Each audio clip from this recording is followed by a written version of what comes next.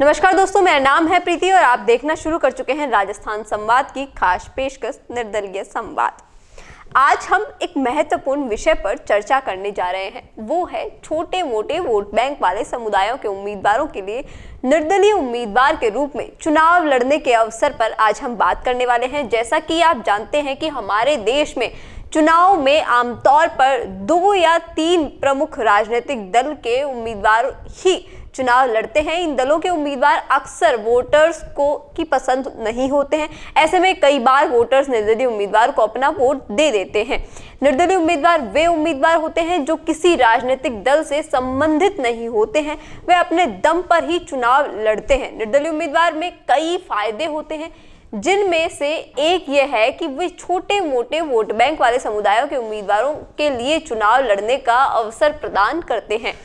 छोटे vote bank वाले समुदाय के उम्मीदवार के लिए राजनीतिक दल में जगह बनाना मुश्किल होता है, क्योंकि इन दलों के पास बड़े वोट बैंक वाले समुदायों के उम्मीदवार को टिकट देने का दबाव नहीं होता है। ऐसे में निर्दलीय उम्मीदवारों के रूप में चुनाव लड़ना इन समुदायों के उम्मीदवारों के लिए एक बहुत ही बेहतर और अच्छा विकल्प है। वो हो सकता है पहले छोटे मोटे वोट बैंक वाले समुदायों के उम्मीदवारों को चुनाव जीतने के लिए कुछ बातों का ध्यान रखना आना चाहिए। सबसे पहले उन्हें अपने समुदाय के लोगों के बीच अच्छी पहचान बनानी होगी। इसके लिए उन्हें अपने समुदाय के लोगों की समस्याओं को समझना होगा, उन समस्याओं के समाधान के लिए काम करना होगा।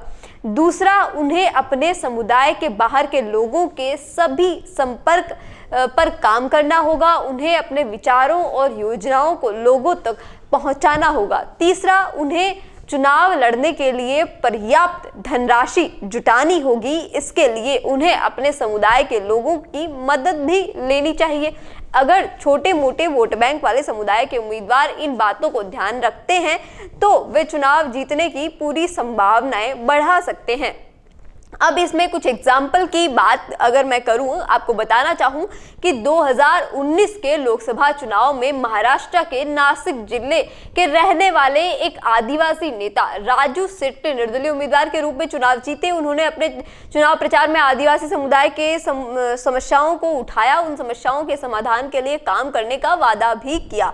एक ऐसा ही और उदाहरण है 2022 के उत्तर प्रदेश विधानसभा चुनाव में उत्तर प्रदेश के मेरठ जिले के रहने वाले मुस्लिम नेता हाजी इरशाद निर्दलीय उम्मीदवार के रूप में चुनाव जीते। उन्होंने अपने चुनाव प्रचार में मुस्लिम समुदाय के समस्याओं को उठाया और उन समस्याओं के समाधान के लिए काम करने का वादा भी किया और काम किया। दोस्तों, ये स्पष्ट है कि निर्दलीय उम्मीदवारों के रूप में एक छोटा वोट बैंक वाला समुदाय के उम्मीदवार भी चुनाव लड़ सकते हैं और चुनाव जीत भी सकते हैं। इसके लिए उन्हें अपने समुदाय के लोगों के बीच अच्छी पहचान बनानी चाहिए और बनानी होगी। अपने समुदाय के बाहर के लोगों के संपर्क करना चाहिए और चुनाव लड़ने के लिए पर्याप्त धनराशि भी जुटानी चाहिए।